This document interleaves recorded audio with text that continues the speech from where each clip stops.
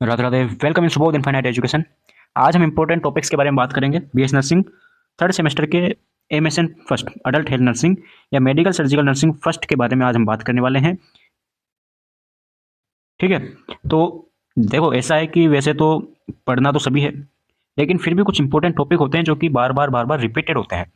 ठीक है, तो अगर भैया अगर ज़्यादा ना पढ़ पाओ तो ये तो आपको जरूर पढ़ना है। यह तो पढ़कर ही जाना है जो मैं बताने वाला हूँ अभी।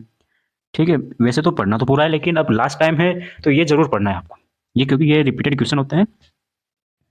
तो देखते हैं कौन कौन से टॉपिक है। फर्स्ट मतलब हम फर्स्ट चैप्टर से स्टार्ट करते हैं, step by step last chapter तक चलेंगे। सबसे पहले आपके पास टॉपिक आता है वुंड हीलिंग। नाम सुन रखा है, अब तो सुन ही रखा होगा क्योंकि पेपर आ गया। तो वुंड हीलिंग हो गया, वुंड हीलिंग और इसके फैक्टर अफेक्टिंग, मतलब कौन कौन से फैक्टर्स को अफेक्ट करते हैं वो करना है। स्टेज कौन कौन सी है, इन्फ्लामेशन हो गया, इन्फ्लामेशन की कौन कौन सी स्टेज है, हेमोस्टेसिस वगैरह वो देखना है। ऑपरेटिव केयर, अब ऑपरेटिव केयर में क्या आता है, तीन केयर आती है आपके, प्री ऑपरेटिव या pre surgical care, intra operative care और पोस्ट ऑपरेटिव केयर क्या होती है। अब ये ऑपरेटिव केयर है या तो वो ऐसे दे देगा भाई ऑपरेटिव केयर, या फिर पेरी सर्जिकल या पेरी ऑपरेटिव केयर नाम से आ जाएगा, या सेपरेट एक एक इंट्रा ऑपरेटिव या प्री ऑपरेटिव ऐसे आ जाएगा क्वेश्चन। दूसरे टॉपिक में आते हैं फिजिकल सेटअप ऑफ ओटी। तो ऑपरेशन थिएटर है, इसका फिजिकल सेटअप के बारे में क्वेश्चन पूछ सकता है। कैसे ओटी रहती है, क्या रहता है ओटी में, प्रिंसिपल्स वगैरह पूछ सकते हैं ओटी के। नेक्स्ट क्वेश्चन इसमें से बन सकता है एनेस्थेसिया का। किसका, एनेस्थेसिया, इसके टाइप क्या है, इसकी स्टेज क्या है, और इसको अपन मैनेजमेंट कैसे करें, एनेस्थेसिया को मैनेज कैसे करें। एनेस्थेसिया के बाद में क्या कौन सी केयर देते हैं वो भी आ सकता है। शोक 100% आपके इंपॉर्टेंट है। शोक ये मान लीजिए 90% आपके चांसेस है शोक के, क्योंकि हर बार क्वेश्चन आता है थर्ड चैप्टर में से। शोक 100% आपके क्वेश्चन बनता है हर बार। बाकी आपकी किस्मत है, क्योंकि हर बार शोक का जरूर क्वेश्चन आता है। शोक क्या है, शोक के टाइप क्या है, इसका मैनेजमेंट क्या है। ठीक है, ये जरूर देखिए आप, इंपॉर्टेंट है। सीओपीडी, सीओपीडी हो गया, टीबी हो गया, एम्फाइसीमा, एम्फाइमा और प्लूरल इफ्यूजन, ये शॉर्ट नोट्स में बन सकते हैं। दो दो नंबर के या फिर 5 नंबर के क्वेश्चन है, ये बन सकते हैं इसमें से। एक निमोथोरेक्स हो गया, निमोथोरेक्स क्या होता है, हाइड्रोथोरेक्स क्या होता है। तो आपको एक तो रेस्पिरेटरी सिस्टम का, एक आपको डाइजेस्टिव सिस्टम और एक आपको कार्डियोवास्कुलर सिस्टम, ये तो आपको जरूर से जरूर देखना है क्योंकि इनमें से क्वेश्चन ज़्यादा पूछे जाते हैं। ओके, फिर आता है पेप्टिक अल्सर।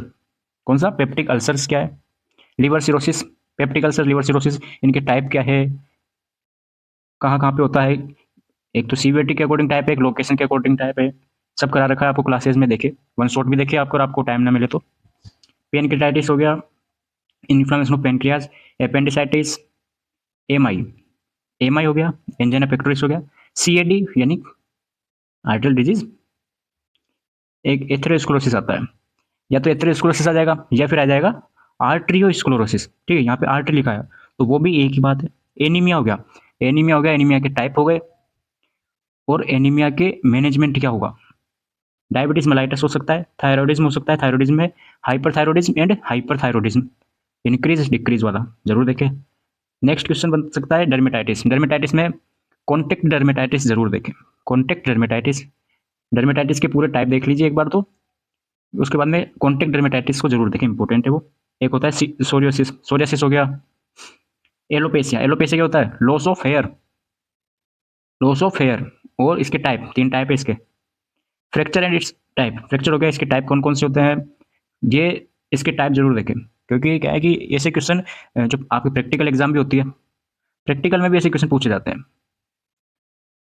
ऑस्टियोपोरोसिस, ऑस्टियोपोरोसिस क्या होता है, बोन डिमिनिश्ड हो जाती है, बोन मास डिमिनिश्ड, बोन का जो मास होता है वो कम हो जाता है। आर्थराइटिस और इसके टाइप, कितने टाइप का होता है आर्थराइटिस, रूमेटॉइड आर्थराइटिस हो गया, ठीक है, ऑस्टियो आर्थराइटिस हो गया, तो पता है आप सबको। हेपेटाइटिस, हेपेटाइटिस, अब हेपेटाइटिस है, ये डाइजेस्टिव सिस्टम में भी आता है और ये कम्युनिकेबल जो डिसऑर्डर है उसमें भी आता है।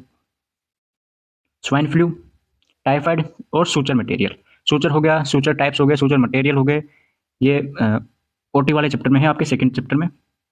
ठीक है, अब आपको जो जरूर ध्यान रखना है वो ये है कि नर्सिंग मैनेजमेंट आपके हर बार पूछते हैं 100%, किसी ना किसी का नर्सिंग मैनेजमेंट जरूर आएगा। 100% लगा रहा हूँ, मतलब आएगा। तो या तो आप सबका याद करो पर्टिकुलर, अगर ना कर पाओ तो आपको एक लिंक आएगी भी वीडियो के एंड में, उस पर क्लिक करके कॉमन नर्सिंग मैनेजमेंट है वो देखें।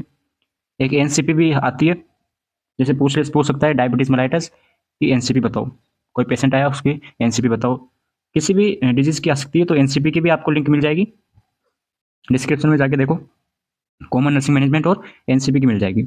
इसके साथ साथ आपको क्या है, जो लॉन्ग टाइप आंसर आते हैं, ऐसे टाइप आते हैं 15 नंबर के, उसमें पैथोफिजियोलॉजी पैथोफिजियोलॉजी जरूर देखनी है, पैथोफिजियोलॉजी जरूर लिखनी है आपको। पैथोफिजियोलॉजी और नर्सिंग मैनेजमेंट, ये दोनों आपको, मान लीजिए नर्सिंग मैनेजमेंट है तो ये आपको 2 या 3 पेज में लिख के आना है, अप्रोक्स 2 या 3 पेज में आपको नर्सिंग मैनेजमेंट लिखना है। 2 पेज तो मिनिमम है, 2 पेज तो आपको लिखना ही है। क्यों? क्योंकि नर्सिंग मैनेजमेंट आपके 7-8 नंबर से आता है, 7-8 नंबर का नर्सिंग मैनेजमेंट आता है, ठीक है, ज़्यादा का भी आ सकता है। हम 8 से 10 नंबर का ले लेते हैं, 8 से 10 नंबर का नर्सिंग मैनेजमेंट आता है ओनली, ठीक है। तो जरूर देखें। बाकी ये कुछ आपके इंपॉर्टेंट है, ये पढ़े, उसके बाद में अगर टाइम बचता है तो वो पढ़ ले, लेकिन ये तो आपको जरूर से जरूर पढ़ने हैं, ठीक है। तो all the best your exam, thank you. ये पीडीएफ आपको टेलीग्राम पर मिल जाएगी, और जो नर्सिंग मैनेजमेंट वगैरह है इनकी लिंक आपको डिस्क्रिप्शन में मिल जाएगी, ठीक है। जाइए, देखिए, all the best, thank you, Radhe Radhe.